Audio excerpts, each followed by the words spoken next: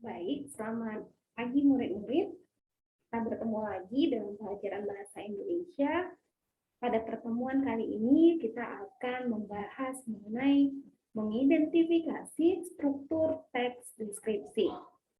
Pada pertemuan sebelumnya, Miss telah menjelaskan dan kita telah mendiskusikan apa itu teks deskripsi, apa strukturnya, dan bagaimana contoh dari teks deskripsi. Hari ini kita akan mengidentifikasi artinya kita menentukan struktur dari teks deskripsi yang akan ditampilkan. Nah, untuk memberikan pengingatan kembali kepada murid-murid mengenai materi yang telah kita pelajari pada pertemuan sebelumnya, Miss akan mulai dari memberikan review apa itu arti dari mendeskripsikan. Nah, bicara mengenai teks deskripsi berarti kita bicara tentang mendeskripsikan. Mendeskripsikan itu artinya adalah menggambarkan atau melukiskan. Miss menggambarkan berarti ambil pen, ambil pensil warna, kita beri warna ya, Miss? Bukan ya. Pada pembelajaran ini menggambarkan bukan makna yang seperti itu, tapi menggambarkan melalui kata-kata. Menggambarkan melalui kata-kata berarti kita sebagai seorang penulis bisa membuat orang lain yang membaca tulisan kita tersebut menjadi paham, menjadi bisa mengimajinasikan dalam pikirannya apa yang kita tulis dalam tulisan kita.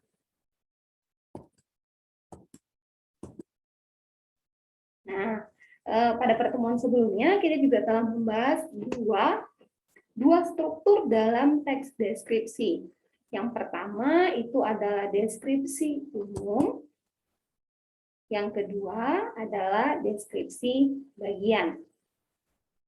Apa yang dimaksud dengan deskripsi umum, deskripsi bagian telah kita bahas pada pertemuan sebelumnya. Saat ini kita akan melihat satu buah contoh dari teks deskripsi. Oke, murid-murid coba perhatikan baik-baik. Iya, teksnya sudah tidak asing lagi, Miss. Pada pertemuan sebelumnya, Miss telah menampilkan teks ini. Tapi, Miss belum memberitahu apa struktur dari masing-masing paragraf dalam teks deskripsi ini. Nah, teks deskripsi yang berjudul kucing ini memiliki dua struktur. Kita lihat ya, paragraf yang pertama itu merupakan struktur deskripsi umum. Kenapa deskripsi umum, Miss? Karena pada paragraf pertama masih menggambarkan secara umum mengenai kucing yang bernama Kenzi. Pada paragraf kedua, ketiga, keempat, dan kelima itu merupakan deskripsi bagian. Deskripsi bagian di sini maksudnya apa, Miss? Sudah menjelaskan bagian-bagian penting dari tubuh Kenzi. Nah, menjelaskannya di pada bagian deskripsi bagian ini adalah menjelaskan secara detail atau terperinci. Jadi selanjutnya murid-murid sudah bisa ya menentukan deskripsi bagian dan deskripsi umum dalam teks deskripsi.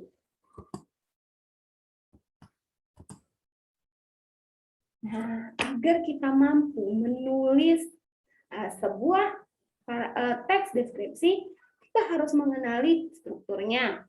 Kita harus mengenali ciri kebahasaannya. Nah, salah satu yang paling penting agar mampu menulis teks deskripsi adalah kamu mampu memahami kalimat deskripsi. Nah, apa Miss bedanya kalimat deskripsi dengan kalimat yang lainnya?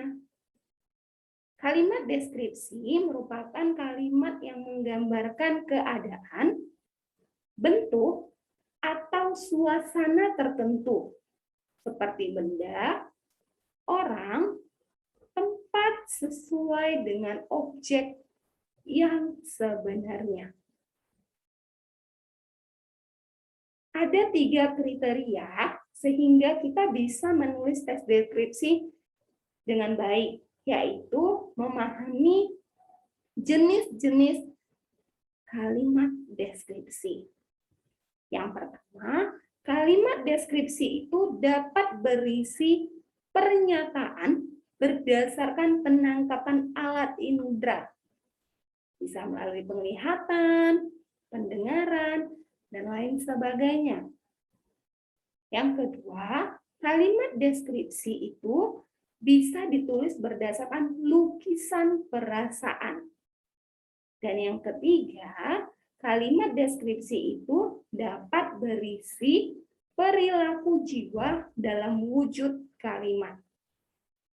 Nah, lebih detail, lebih jelas mengenai contoh dari masing-masing kalimat deskripsi ini akan kita bahas pada pertemuan kita berikutnya. Pada pertemuan kali ini, tujuannya adalah murid-murid mampu menentukan struktur dari masing-masing teks deskripsi. Semoga melalui contoh tadi, murid-murid dapat menentukan struktur dalam teks deskripsi. Demikian untuk pembelajaran hari ini. Semoga pembelajaran hari ini dapat dipahami dengan jelas. Terima kasih.